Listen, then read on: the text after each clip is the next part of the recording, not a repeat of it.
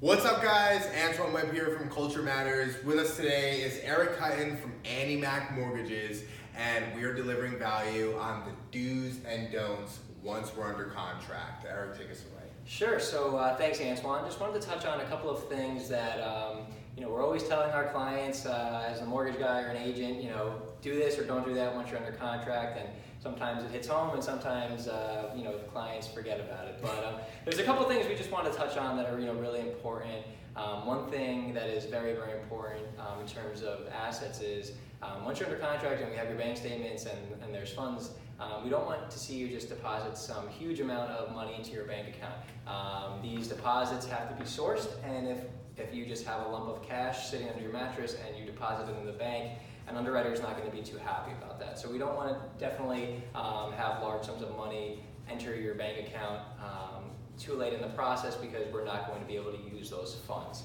They'll have to be backed out. Another thing that you definitely don't want to do is run your credit a bunch of times or use your credit cards too much.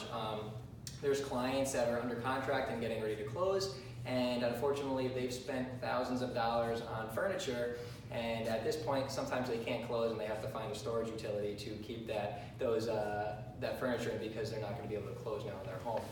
Sometimes when you bring on new liabilities and your credit is just refreshed prior to closing, sometimes your debt-to-income ratio is out of whack, or maybe you potentially lowered your credit as well. So you definitely want to try to stay away from using your credit too much with large purchases. I've had clients where they jokingly call me when they're at 7-Eleven getting a cup of coffee for 99 cents and ask me if it's okay to buy a cup of coffee, and I say yes, that's okay, but let's just stay away from those large purchases until after you close. Again, another one is with the large deposits. We want to stay away from large deposits.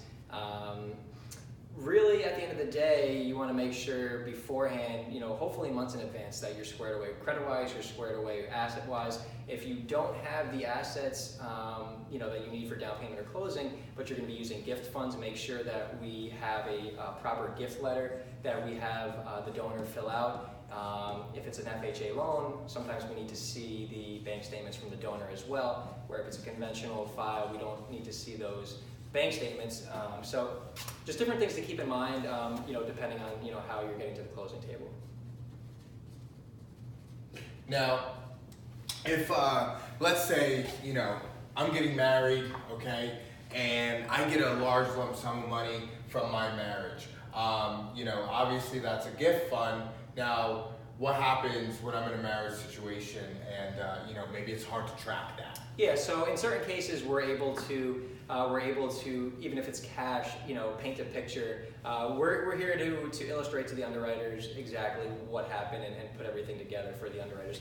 In my shoes, unfortunately, as a loan officer, I don't approve files, but I help the client structure everything to get us to the closing table. So I've had clients where they have been working for the same employer for over a year, and they get a check, but they cash that check every week.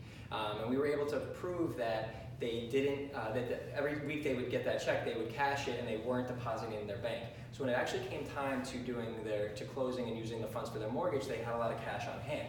But we were able to prove to the underwriter that, look, over the last year, he hadn't been depositing any of the money into his bank. He had been cashing it, and he's been keeping it in preparation of buying a house.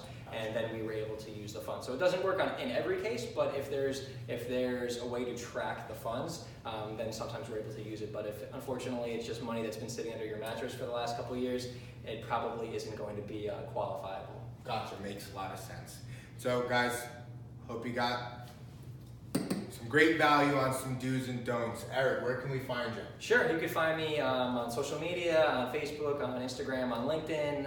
Eric Hutton. I have a business page on Facebook as well, or you can reach out to me directly by cell phone, 848-250-5960, and I'd be happy to answer any questions. If you're not sure if you should be doing something, call me and I'll let you know if it's a smart idea or something we probably should stay away from. Even if they're with or without you, right? Exactly. I've had clients that come to me later on in the process and they're already working with somebody, but I'd still be glad to put you on the right track. Can't say much more than that, guys. So, hey, Culture Matters. Check us out, www.culturemattersuniversity.com. Catch you on the next one.